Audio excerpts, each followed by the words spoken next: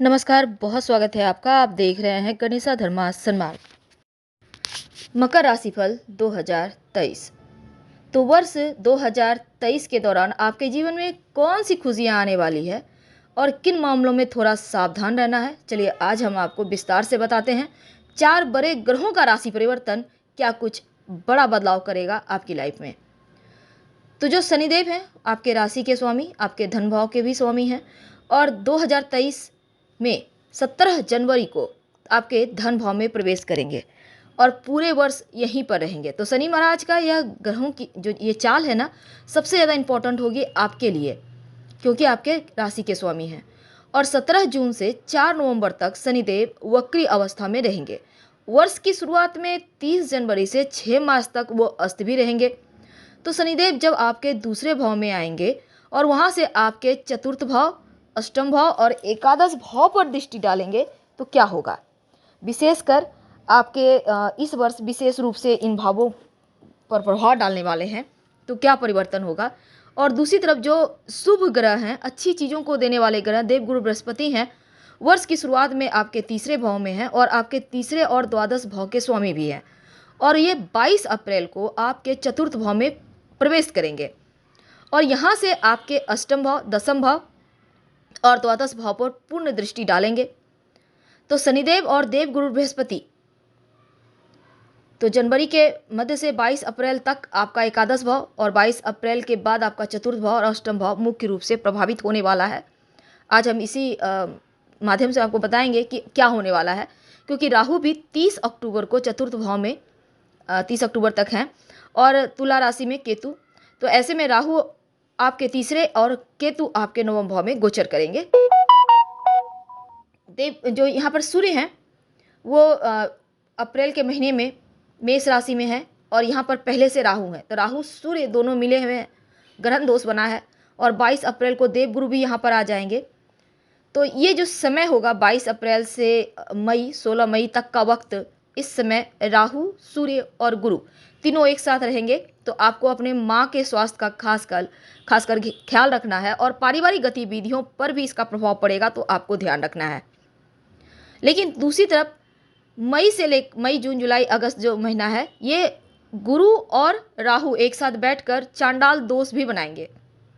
तो ऐसे में कुछ उपाय भी आपको करना होगा और इसके अलावा जो तमाम ग्रह हैं वो समय समय पर गोचर करते रहेंगे, सूर्य, मंगल, बुध, शुक्र, और प्रभावित भी करेंगे। इसके भी आपको शुभ अशुभ परिणाम मिलेंगे। तो चलिए शुरुआत करते हैं कि 2023 में मकर वालों के लिए कितना फेरबदल हो रहा है, क्योंकि ग्रहों का जो मुख्य रूप से आपके प्रतिनिधि हैं ग्रह शनिदेव, आपके जीवन में बढ़िया बदलाव लेकर आ रहे हैं। खासकर आपके स्वास्थ्य में जो अभी तक परेशानी चल रही थी उसमें सुधार होगा, इनकम बढ़ेगा और धन बचा पाएंगे। वर्ष की शुरुआत में ही आपको ऐसे दिखेंगे।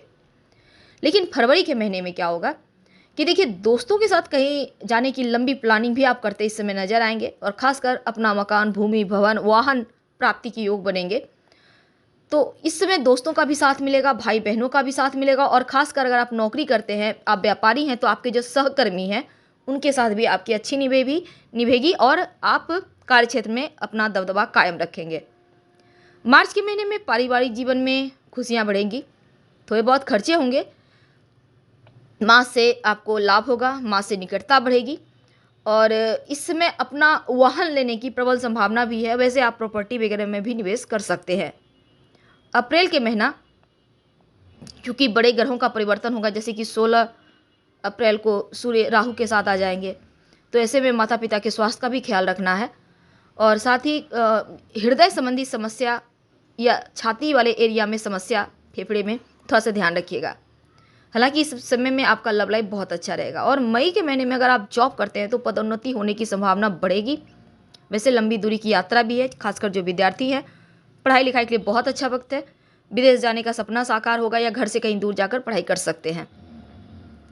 तो जून के महीना भी आपके लिए उत्तम है, खासकर जो व्यापारी भाई हैं उनके लिए बहुत अच्छा है।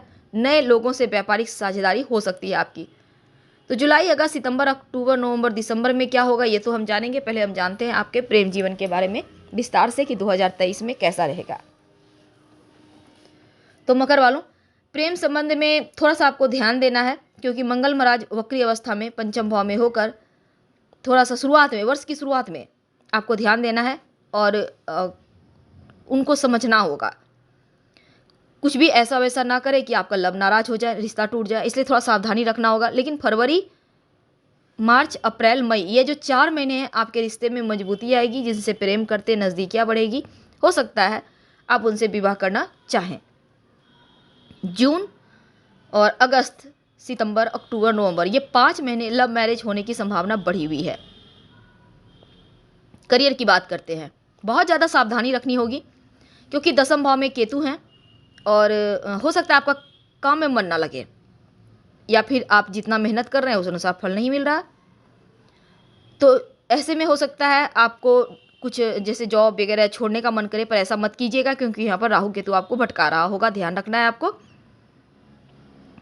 वैसे अप्रैल के महीने में दूसरी जॉब लगने की भी संभावना बनी हुई है, तो ध्यान से आगे बढ़िएगा। जो विद्यार्थी हैं, शुरुआत में थोड़ा सा कमज़ोर है, लेकिन वक्री मंगल पंचम भाव में बैठकर पढ़ाई में बाधाएं दे रहा है। ऐसे में थोड़ी बहुत एकाग्रता में कमी आएगी, लेकिन इसके बाद फिर चीज़ें स्थिर हो जाएगी। फरवरी, मार्च, अप्रैल, ये 3 महीना बहुत अच्छा है और नवंबर, अगस्त, सितंबर, अक्टूबर, नवंबर, ये 4 महीना भी बढ़िया है। तो पढ़ाई लिखाई के मामलों में कोई एग्जाम दे रहे हैं, आपका रिजल्ट आना है, यकीन मानिए ये जो आपके लिए करीब 7 महीने टोटल बहुत खूबसूरत है। किसी प्रतियोगिता परीक्षा में बैठ रहे हैं तो जनवरी, फरवरी और यहाँ पर 4 अक्टूबर के बाद चीज़ें बहुत ही ज़्यादा अच्छा है, आपके पक्ष में आएगी। जून का महीना भी आपके लिए बढ़िया रहेगा और लंबी दूरी की यात्रा या बाहर, घर से बाहर जाकर पढ़ाई लिखाई करने का सपना भी पूरा होगा।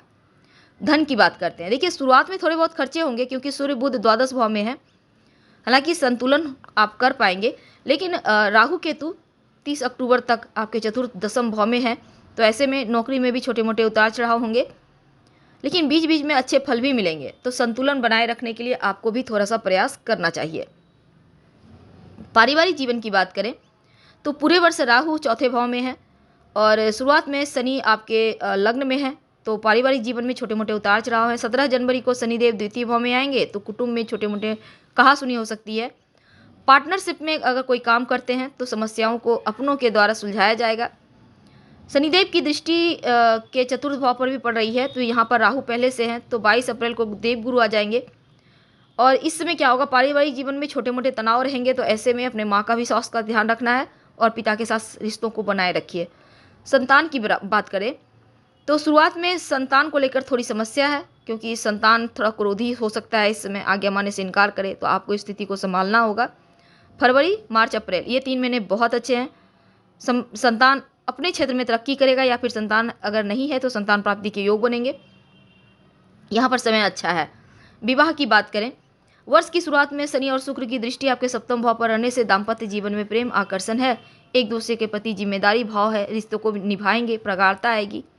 22 अप्रैल तक देवगुरु बृहस्पति आपके तीसरे भाव में रहकर पूर्ण पंचम दृष्टि से आपके सप्तम भाव पर दृष्टि डालेंगे, तो दाम्पत्य जीवन में किसी भी तरह की समस्या आने की संभावना नहीं दिखती और दाम्पत्य जीवन का आनंद भी लेंगे। हालांकि कोई शुभ मांगलिक कार्य भी संपन्न होंगे, संतान प्राप्ति के योग बनेंगे। लेकिन 22 अप्रैल के बाद जब बृहस्पति और राहु चतुर्थ भाव में होंगे सूर्य के साथ, और यहाँ पर मई, जून, जुलाई, अगस्त, ये महीना गुरु चांडाल दोष भी बन रहा है, तो ऐसे में पारिवारिक शांति भंग ना हो जाए, इसका आपको ख्याल रखना होगा। 10 मई को मंगल आपके सप्तम भाव में आएंगे, तो जीवन साथी से छोटे मोटे लड़ाई झगड़े हैं, ध्यान रखना है आपको। और ससुराल पक्ष से छोटे मोटे कहासुनी हो सकती है 1 जुलाई को, क्योंकि यहाँ पर मंगल का गोचर 18 अगस्त तक है, यहाँ भी आपको ख्याल रखना होगा। नवंबर, दिसंबर का महीना थोड़ा सा दाम्पत्य जीवन में राहत देने वाला होगा। जो व्यापारी भाई हैं उनके लिए पूरा साल अच्छा है, पैसे आते रहेंगे। कोई बड़ा निर्णय लेने से आपको बस बचना है, बड़ा इन्वेस्टमेंट नहीं करना है, इस बात का ध्यान रखिएगा। अगर करना भी है सोच समझ कर करें, बड़ों से सलाह लेकर करें। शनि और शुक्र के आपके सप्तम भाव पर प्रभाव है, बृहस्पति की सप्तम भाव पर दृष्टि है, तो व्यापार में उन्नति होगी, नई दिशा में आगे बढ़ेंगे। जुलाई अगस्त के समय विदेशी माध्यम से व्यापार करने का मौका मिलेगा। अगर कोई आपको समय मिलता है, आपको ऐसी स्थिति आपके लिए बन रही है कि आपको लाभ बहुत ज़्यादा हो रहा है, संपत्ति, प्रॉपर्टी, वाहन खरीदने के भी योग हैं। और सबसे ज़्यादा उत्तम रहेंगे आपके लिए नवंबर और दिसंबर का महीना वाहन लेने के लिए, क्योंकि ये 2 महीना अनुकूल है। वैसे संपत्ति, प्रॉपर्टी की प्राप्ति होती हुई दिखेगी। और 17 जनवरी से शरीर भी चतुर्थ भाव को यहाँ पर शनि भी देखेंगे।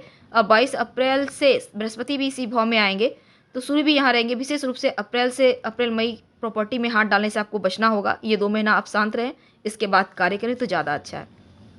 धन की बात करें तो देखिए धन बढ़ेगा, बैंक बैलेंस बढ़ेगा, इसमें कहीं कोई दो बात नहीं। बस अपने माँ के स्वास्थ्य का, पिता से रिश्तों का आपको ख्याल रख लेना है। आपके स्वास्थ्य की बात करें तो थोड़ा सा छाती वाले एरिया का ध्यान रखें, हार्ट की समस्या से थोड़ा सा बचना है आपको। और क्योंकि चतुर्थ भाव आपका पीड़ित रहेगा, ऐसे में अपने खान पान में सुधार लाइए, योगा एक्सरसाइज करें। क्या करें तो रोज शनि चालीसा का या शनि मंत्र का जप शाम के समय करें। ओम संसृचाय नमः का जप कर सकते हैं कम से कम 5 बार। शनिवार के दिन नॉनवेज बिल्कुल भी ना खाएं, नशे से दूर रहें। और गाय को हरा चाय या गुड़ खिला सकते हैं, या फिर आप चाहें तो पास के किसी मंदिर में भी थोड़ा सा गुड़ रखना शुरू कर दें तो उत्तम रहेगा। तो कुल मिलाकर चीज़ें बढ़िया हैं, लेकिन थोड़ा सा शनिदेव को आपको मनाना होगा। हम आपसे विदा लेते हैं। पसंद आए तब लाइक कर सब्सक्राइब करें, अपनों से शेयर करें, कमेंट में हर हर महादेव जरूर लिखें। धन्यवाद।